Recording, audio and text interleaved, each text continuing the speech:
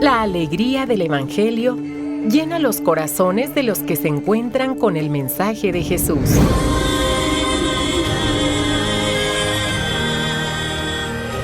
El Evangelio de hoy. El Evangelio de hoy.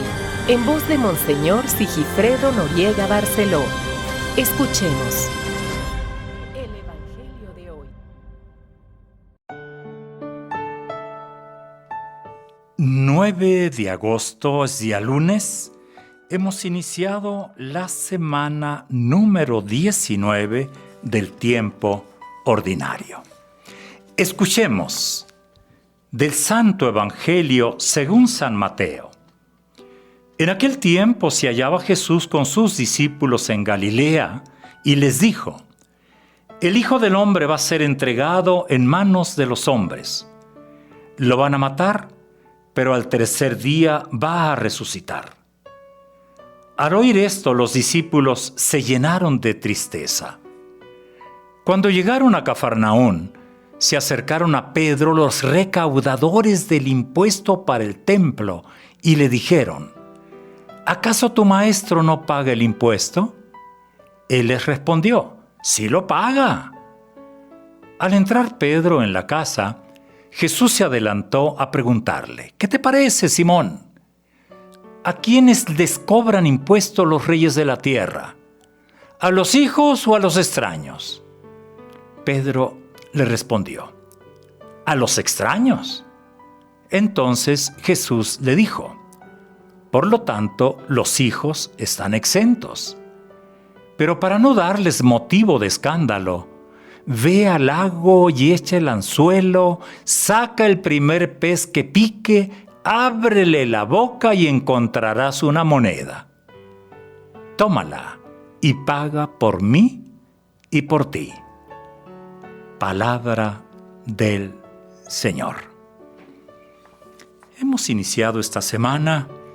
Todavía tiene sus características, algunos en vacaciones, otros regresando de vacaciones. Los cursos escolares tengo entendido que empiezan en esta ocasión un poco más tarde. Pero para el cristiano no hay vacaciones. Todos estamos ahí puestísimos para vivir de acuerdo a la palabra que escuchamos. Palabra siempre oportuna. Aunque no sea el mes para pagar impuestos, claro, lo hacemos mensualmente, tenemos que dar el reporte, pero aunque no sea mes para pagar impuestos, qué bien nos cae el texto que escuchamos. Vayamos al texto mismo, que no es nada sencillo, ¿eh? ¿Por qué? Porque después de un nuevo anuncio de la muerte y resurrección, que va a entristecer a los discípulos de Jesús, el pasaje de hoy se refiere al pago de un impuesto por parte de Jesús. ¿Impuesto? ¿A Roma? No, aquí era al templo. Ya desde tiempos de Nehemías era costumbre que los israelitas mayores de 20 años pagaran cada año una pequeña ayuda. ¿Para qué? Estaba etiquetado, era para el mantenimiento del templo de Jerusalén. Era una mínima cantidad, eran 2 dracmas en moneda griega o 2 denarios en moneda romana. Y no tenía nada que ver este impuesto con lo que se pagaba a la potencia ocupante, a Roma en aquel tiempo. Y era el impuesto que le tocó recoger a Mateo, Le tocaba a todos los publicanos esta tarea no tan agradable. ¿Jesús pagaba impuestos? ¡Claro que sí! Jesús pagaba cada año este impuesto a favor del templo. Como lo afirma Pedro, pues la pregunta que le hacen. Cumple las obligaciones del buen ciudadano y del creyente judío. Aunque como él mismo razona, el hijo no tendría por qué pagar un impuesto precisamente en su casa, en la casa de su padre. Pero para no dar escándalo, Jesús le dice a Pedro: Pedro, vamos a pagar. Tira el anzuelo, recoge un pez, Y qué casualidad, ese pez tenía una moneda justa. Serían 4 dracmas para pagar el impuesto de Pedro y de Jesús. Aquí es el texto, es lo que el texto nos está refiriendo. Hoy, ¿cómo leerlo? ¿Cómo traducirlo en nuestros tiempos? Pues obviamente, ¿no? Se refiere a la colaboración que estamos llamados a dar. En este caso, en la iglesia. Muchos se preguntan, ¿y cómo se sostiene la iglesia? O afirman, así a veces tendenciosamente, la iglesia es rica. ¿Cómo recoge, si no impuestos, cómo recoge limosnas? Si supieran en qué nos vemos a veces hasta para pagar la luz en el templo, no digamos para el mantenimiento. Y la iglesia lo ha establecido claramente, que lo que tú das, no como impuestos, sino como ofrenda. Por eso no me gusta a mí limosna, el término, por lo peyorativo que se ha vuelto, ¿no? Mi ofrenda es esta. Lo que tú das como ofrenda es sí para el mantenimiento del templo. Y el templo no solamente son las paredes, es el culto que se hace en el templo. ¿Y quién hace ese culto? ¿Quién preside? Que es el sacerdote o los sacerdotes.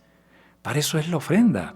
Y además, para dar a los pobres. Son 3 finalidades: el templo, el sacerdote y los pobres. Para eso es. Pues ahora con las nuevas leyes fiscales en nuestro México, pues claro, a mí me gusta mucho porque esto nos obliga a ser transparentes siempre, como debiera ser siempre. Donde menos debiera haber corrupción es precisamente en nosotros como iglesia, en los templos. Quise hacer esta aplicación porque a veces tenemos dudas. ¿En qué se ocupa? ¿En qué se ocupa?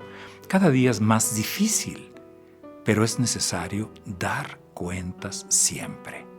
Habiendo claridad, habiendo transparencia, habiendo generosidad, salimos siempre adelante. A veces me imagino que nuestro Señor nos dice: mira Pedro, mira Sigifredo, ve allá, pues ojalá haya un pescadito por ahí que tenga todo lo necesario para pagar precisamente lo que necesitamos cada mes.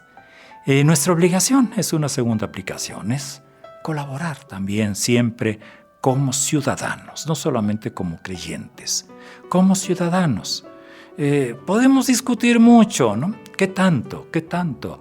A veces no discutimos si pagamos o no, sino qué tanto tenemos que pagar y en qué se va a usar. Ahí el ciudadano que participa en el pago de impuestos tiene el derecho de pedir claridad, pedir transparencia. ¿Para qué se va a usar? Y las leyes fiscales pues se van renovando constantemente, a veces cada año, a veces un poco más de tiempo.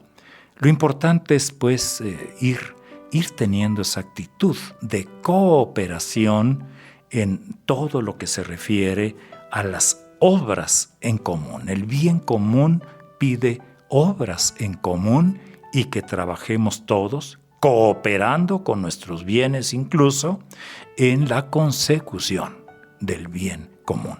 Es día lunes, adelante esta semanita con todas sus características, vivámosla con optimismo. Buen día, buena semana. Antes de que se me olvide, hoy una santa del siglo XX, judía, filósofa, Edith Stein. Sí, ella nació en Alemania de una familia judía. Enseñó filosofía, luego recibió el bautismo y se hizo religiosa carmelita descalza. Tomó el nombre de Teresa Benedicta de la Cruz. Murió en el campo de exterminio de Auschwitz, Polonia, el 9 de agosto de 1942. Santos en Auschwitz, sí. Santos mártires. ¿Santos en el siglo XX? Sí. Que interceda por nosotros para que nunca vayamos a perder ese camino, el camino. No nos vayamos a perder en el camino de la santidad. Ahora sí, haz de este día y de esta semana un gran tiempo